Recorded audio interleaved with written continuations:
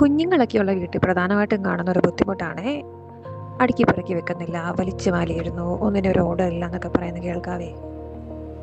ശരിക്കും പറഞ്ഞൊന്ന് ചിന്തിച്ചു നോക്കിയ, പിതാവായ ദൈവം മക്കളായി നമുക്ക് നൽകിയ ഒരു വീടല്ലേ ഈ ഭൂമി.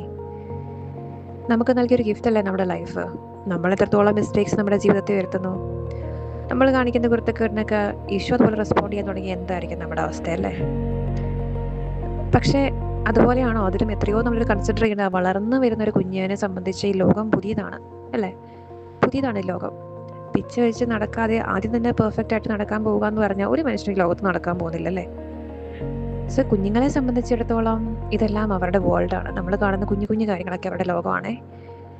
അവർ ലോകത്തിലെ ചിലപ്പോൾ പറഞ്ഞ ആദ്യത്തെ ഒരു ചുമർ ചിത്ര കലയായിരിക്കും നമ്മൾ ഭിത്തിയെ വലിച്ച് വരച്ച് വെക്കുന്നത്. പക്ഷെ ഇതൊക്കെ കുത്തിവരെയും ഡിസ്റ്റർബൻസ് ഒക്കെ ആയിട്ട് നമുക്ക് തോന്നും അതൊന്നും പെയിന്റ് അടിച്ച് ശരിയാക്കാവുന്നതല്ലേ ഉള്ളൂ. ചിലപ്പോൾ വളർന്നു വരുന്ന ഒരു വിവർമ്മയൊക്കെ ആയിരിക്കും നമ്മൾ ഒരു നിമിഷത്തെ വഴക്കം കൊണ്ട് കില്ല് ചെയ്ത് കളയുന്നത്. പിള്ളേരുള്ള വീടൊക്കെ അങ്ങനെയാണെന്നേ.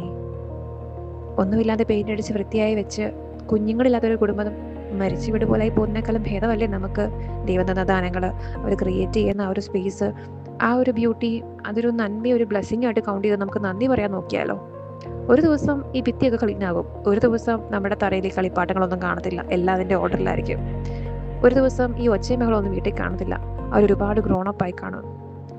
പക്ഷെ അന്ന് ചിലപ്പോൾ നമ്മൾ മിസ് ചെയ്യുന്നുണ്ടായിരിക്കും നമ്മുടെ എപ്പോഴും നമ്മുടെ ഒട്ടിപ്പിടിച്ച് നടക്കുന്ന കുഞ്ഞുങ്ങളെ. ചിലപ്പോൾ വാർദ്ധക്യത്തിൽ അവരവരുടെ ഒരു വേൾഡിലേക്ക് പോകുന്ന ഒരു ടൈമിലായിരിക്കാം നമ്മൾ ചിലപ്പോൾ അതിൻ്റെയൊക്കെ ഒരു വില മനസ്സിലാക്കും. പക്ഷേ ഇപ്പോഴൊക്കെ ഇതിനെ ഒന്ന് എംബ്രേസ് ചെയ്താൽ, ഇപ്പോഴൊക്കെ ഇതിനെ ഒന്ന് ചേർത്ത് പിടിക്കാൻ ശ്രമിച്ചാലോ. ഇതെല്ലാം അവരുടെ ഒരു വളർച്ചയുടെ ഭാഗമാണ്, അവരുടെ മൈൽ സ്റ്റോൺ ആണ്.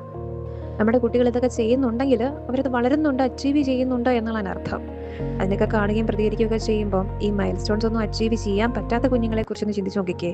ഒരു മൂലയ്ക്കിരിക്കുന്ന ഡെവലപ്മെൻറ്റൽ ഇഷ്യൂസ് ഉള്ള കുട്ടികൾ, അങ്ങനെയൊന്നും ആയില്ലല്ലോ. ദൈവം അനുഗ്രഹിച്ച് നമ്മുടെ കുഞ്ഞുങ്ങൾ ഇതൊക്കെ ചെയ്യുന്നുണ്ടല്ലോ എന്ന് ഓർത്ത് നമുക്ക് കിട്ടിയ ബ്ലെസ്സിങ്സ് കൗണ്ട് ചെയ്ത് നമ്മുടെ കുഞ്ഞുങ്ങളെ ഒന്ന് ചേർത്ത് പിടിക്കാനും സ്നേഹിക്കാനും നോക്കിയാലോ. നമ്മളല്ലാതെ പിന്നെ ആരാന്നേ ഇവരെ ചേർത്ത് പിടിക്കാനുള്ളത്. സ്തുതിയായിരിക്കട്ടെ.